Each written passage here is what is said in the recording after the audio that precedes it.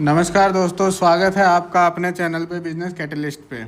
आज अपन डिस्कस करेंगे एक बहुत ही अच्छी स्कीम की। राजस्थान गवर्नमेंट की स्कीम है जो स्पेशली महिलाओं के लिए है, माताओं और बहनों के लिए स्कीम दी गई है राजस्थान गवर्नमेंट की तरफ से नया बिजनेस स्टार्ट करने के लिए। ठीक है, तो चलिए अपन इसके बारे में डिस्कशन करते हैं समराइज वे के अंदर कैसे कैसे क्या चीज़ें हैं और कितना बेनिफिट आता है।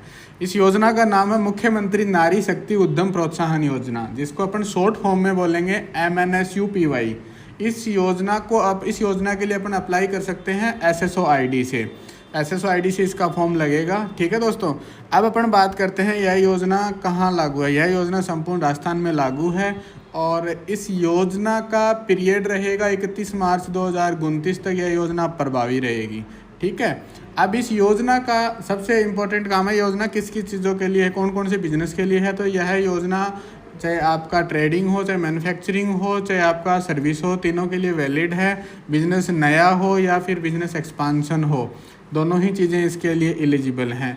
बस माताएं और बहनें ही इसमें अप्लाई कर सकती हैं, पुरुषों के लिए यह योजना नहीं है। सो ध्यान रखिएगा दोस्तों। ठीक है, चलिए दोस्तों अब आगे चलते हैं अपन इस पर कि इस योजना के अंदर कितनी एज तक का बंदा, इसमें क्या क्या शर्तें हैं, इसकी क्या क्या पात्रता है। एक महिला होना इस योजना के लिए इम्पोर्टेंट है और एज की बात करें तो मिनिमम 18 साल है। और सबसे इम्पोर्टेंट बात यह है कि इस योजना के अंदर अधिकतम आयु की कोई कंडीशन नहीं है, ना ही इस योजना के अंदर कोई भी एजुकेशनल क्वालिफिकेशन का, शैक्षणिक योग्यता का पॉइंट है। मतलब सभी के लिए है। अदर योजनाओं के अंदर नॉर्मली आप जैसे स्वरोजगार योजना, उनमें आप देखोगे तो आपको 45 साल की ऐसी लिमिट मिलती है, पर इस योजना में ऐसी कोई लिमिट नहीं है। ठीक है, अब इस योजना के अंदर महिला का राजस्थान का मूल निवासी होना ज़रूरी है, तो इस चीज़ का अपने को ध्यान रखना है। और proprietorship firm, partnership firm, LLP, कोई भी किसी भी फॉर्म में बिजनेस इसके लिए अब एलिजिबल है, कोई इसमें रेस्ट्रिक्शन नहीं है। अब दोस्तों इसमें बात करते हैं अपन चीज़ों का कि इस योजना के अंदर अपने कितने रुपए तक का लोन ले सकते हैं। इस योजना के अंदर अपन लोन ले सकते हैं, अगर अपन बात करें कोई क्लस्टर है, क्लस्टर फेडरेशन जो एक ग्रुप बना के महिलाएं काम करती हैं ग्रामीण एरिया में या फिर स्मॉल सिटीज़ के अंदर, जो महिलाएं एक ग्रुप के अंदर वर्क करती हैं उसको अपन जैसे क्लस्टर बोलते हैं। उसके लिए इसमें योजना में अपन 1 करोड़ रुपये तक का लोन ले सकते हैं। और क्लस्टर के अलावा मतलब एक्सेप्ट क्लस्टर जो चीज़ें हैं जैसे प्रोप्राइटरशिप फर्म है या फिर स्वयं सहायता व्यक्तिगत महिला है या फिर प्राइवेट लिमिटेड है, तो उसके अंदर अपने के लोन की अधिकतम सीमा है अपनी 50 लाख रुपए। ठीक है दोस्तों, मतलब क्लस्टर के लिए 1 करोड़ और बाकी सभी के लिए 50 लाख तक की कंडीशन है। इसमें 50 लाख से ऊपर का लोन इस स्कीम के लिए एलिजिबल नहीं रहेगा। ठीक है, अब अपनी बात चलती है कि इसके अंदर अपने को सब्सिडी कितनी मिलेगी। तो दोस्तों अगर मैं बात करूँ, इसमें सब्सिडी 2 तरीके से है, 25% और 30%।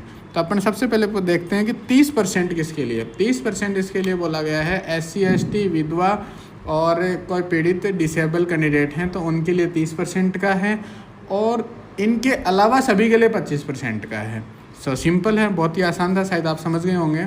और इसमें अगर बात करें सब्सिडी की कितना अनुदान अधिकतम है, तो 15 लाख रुपए का अधिकतम है। अपन उसमें चाहे आपका लोन 50 लाख हो चाहे 1 करोड़ हो, तो 1 करोड़ का अगर 25% है तो भी आपको अधिकतम लाभ 15 लाख का मिलेगा। तो इस बात का ध्यान रखिएगा दोस्तों।